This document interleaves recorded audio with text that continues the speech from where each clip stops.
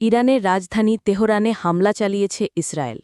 এই হামলার আগে ইসরায়েল দাবি করেছিল তেহরানের আকাশপথ পুরোপুরি তাদের নিয়ন্ত্রণে রয়েছে।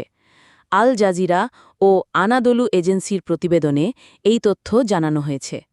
ইরানের ফার্স নিউজ এজেন্সির বরাত দিয়ে আল জাজিরা জানিয়েছে, তেহরানের পূর্ব ও পশ্চিমাঞ্চলে অবস্থিত সামরিক ঘাঁটিগুলো লক্ষ্য করে এই হামলা পরিচালিত হয়েছে। ইরানের পররাষ্ট্র মন্ত্রণালয় এই হামলাকে যুদ্ধাপরাধ হিসেবে উল্লেখ করেছে। তাদের বক্তব্য অনুযায়ী তেহরানের পশ্চিমাঞ্চলে অবস্থিত একটি হাসপাতালেও হামলা চালানো হয়েছে। ইসরায়েলের প্রধানমন্ত্রী বেঞ্জামিন নেতানিয়াহু দাবি করেছেন, ইসরায়েল ইরানের বিরুদ্ধে বিজয়ের কাছাকাছি পৌঁছে গেছে। তার মতে, তেহরানের আকাশপথ এখন সম্পূর্ণ ইসরায়েলের নিয়ন্ত্রণে। ইরান ও ইসরায়েলের মধ্যে উত্তেজনা গত শুক্রবার থেকে তীব্র আকার ধারণ করেছে। ইসরায়েল ইরানের বিভিন্ন সামরিক ও পারমাণবিক স্থাপনায় বিমান হামলা চালায়। এর জবাবে ইরানও মিসাইল ও ড্রোন হামলা শুরু করে।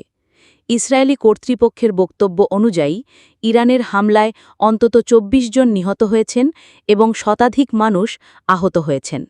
অন্যদিকে ইরান জানিয়েছে, ইসরায়েলি হামলায় এখন পর্যন্ত ২২৪ জন প্রাণ হারিয়েছেন, যাদের মধ্যে নারী ও শিশুও রয়েছেন। এছাড়াও ১,০০০-এর বেশি মানুষ আহত হয়েছেন। আন্তর্জাতিক বিশ্লেষকরা উদ্বেগ প্রকাশ করে বলছেন, এই সংঘাত ক্রমেই নিয়ন্ত্রণের বাইরে চলে যাচ্ছে। পরিস্থিতি শীঘ্রই শান্ত না হলে মধ্যপ্রাচ্যের একটি বড় ধরনের যুদ্ধ শুরু হওয়ার সম্ভাবনা তৈরি হয়েছে।